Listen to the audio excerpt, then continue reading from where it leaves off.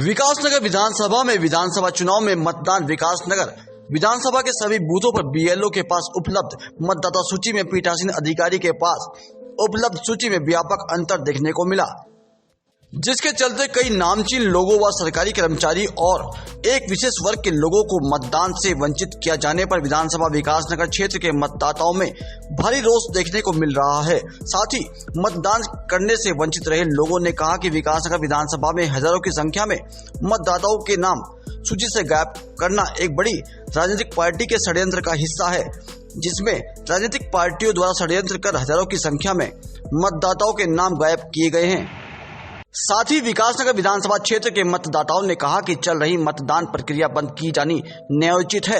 मतदान सूची में हजारों की संख्या में लोगों के नाम गायब कर लोकतंत्र की हत्या की गई है। इस संबंध में विकासनगर विधानसभा के निर्दलीय प्रत्याशी संदीप दुबे ने उप जिलाधिकारी विकासनगर के माध्यम से चुनाव आयोग को अपनी आपत्ति भेजी है। साथ ही चुनाव आयोग को तत्काल कार्यवाही करने हेतु अनुरोध किया है। कार्यवाही न होने की दशा में निर्दलीय प्रत्याशी संदीप दुबे ने कहा कि मतदाता के हितों की रक्षा हेतु और लोकतंत्र के बचाव हेतु हर संभव प्रयास उनके द्वारा किए जाएंगे। उन्होंने निर्वाचन आयोग से मांग की कि विकासनगर विधानसभा में तत्काल वोटर लिस्ट में हुई गड़बड़ी को सुधार कर पुनः क्षेत्र में मतदान संपन्न कराया जाए, अन्यथा की दशा में माननीय उच्च न्यायालय में इस संबंध में मेरे द्वारा याचिका दायर की जाएगी। तो उनसे उनको वंचित किया गया। कई हजारों की संख्या में मतदाताओं का नाम मतदाता सूची से अचानक गायब कर देना कहीं ना कहीं बहुत बड़ी साजिश है। कहीं ना कहीं एक व्यक्ति विशेष, एक वर्ग विशेष, एक पार्टी विशेष को जो है लाभ पहुंचाने के उद्देश्य से प्रशासनिक अमले द्वारा, एक सिस्टम द्वारा मतदाता सूची से कई हजारों की संख्या में नाम काट देना एक बहुत बड़ी गलत बात है। और इतने भारी पैमाने पर जो गड़बड़ हुई है ये बहुत गलत करते हैं। इसे मैं भी प्रत्याशी विधानसभा हूँ। मेरे द्वारा तमाम जनहित के मुद्दों पर लगातार लंबी लड़ाई लड़ी गई है। इसी विकासनगर तहसील कार्यालय में जो है मेरे द्वारा जनहित के मुद्दों पर 14 दिन की भूख हड़ताल की गई थी। जनता को उनका हक दिलाया गया था।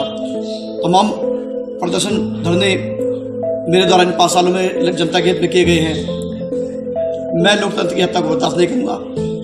वो मतदाता चाहे किसी भी पार्टी का था, किसी भी वर्ग का था, वो मतदाता था और विकासनगर की जनता के लिए मैं हमेशा लड़ाई लड़ता रहूँगा और लड़ता रहूँगा। मतदाताओं को शोषण बर्दाश्त नहीं किया जाएगा।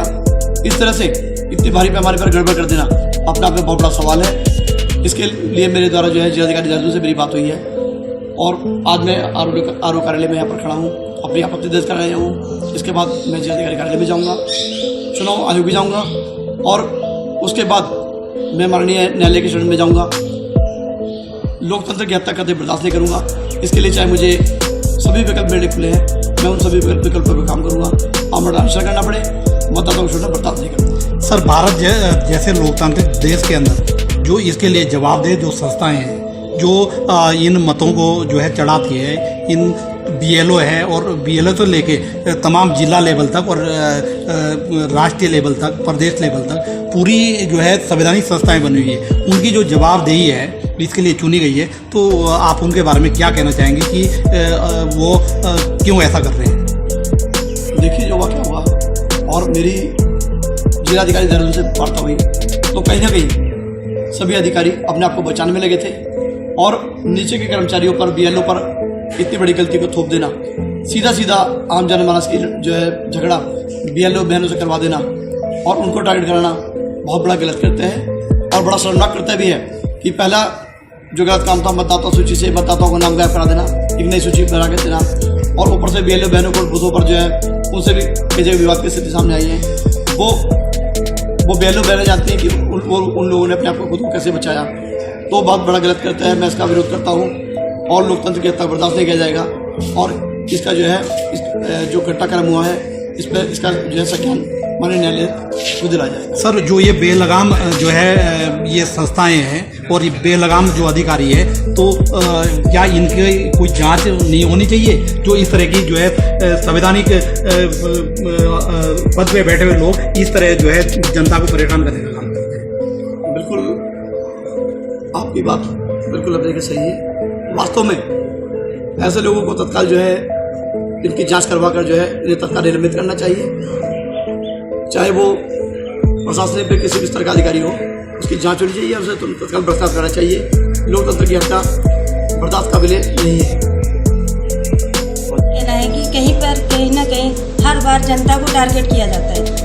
कोई भी गलत काम होता है अधिकारी लोग करके बैठ जाते हैं, लेकिन जनता ही टारगेट होती है। जनता को क्यों ऐसा किया जाता है? पुरुषों के साथ साथ कई महिलाओं के भी वोट यहाँ पर कटे हैं, तो ऐसा क्यों किया गया है? मेरा कहना है अपने प्रशासन से कि इसको तत्काल देखा जाए और करा जाए कि भाई ये ऐसा हुआ क्यों है। जो लोग यहाँ पर 20 साल से रह रहे हैं उनके वोट यहाँ से क्यों हटाए गए हैं? एक सिर्फ हमारे हिंदुस्तान में एक वोट का ही अधिकार जो ऐसा है जो महिला और पुरुष को मिलता है, बाकी अधिकार तो कोई इधर से गायब हो जाते हैं, कोई उधर से गायब हो जाते हैं। तो मेरा कहना यह है अपने प्रशासन से कि इस पे तत्काल ही कार्रवाई करके जिन्होंने सरकारी अफसरों ने या किसी की भी गड़बड़ लगती है उन्हें तुरंत ही इससे वो कर दिया जाए, हटाया जाए कि भाई ऐसी गड़बड़ क्यों करते हैं।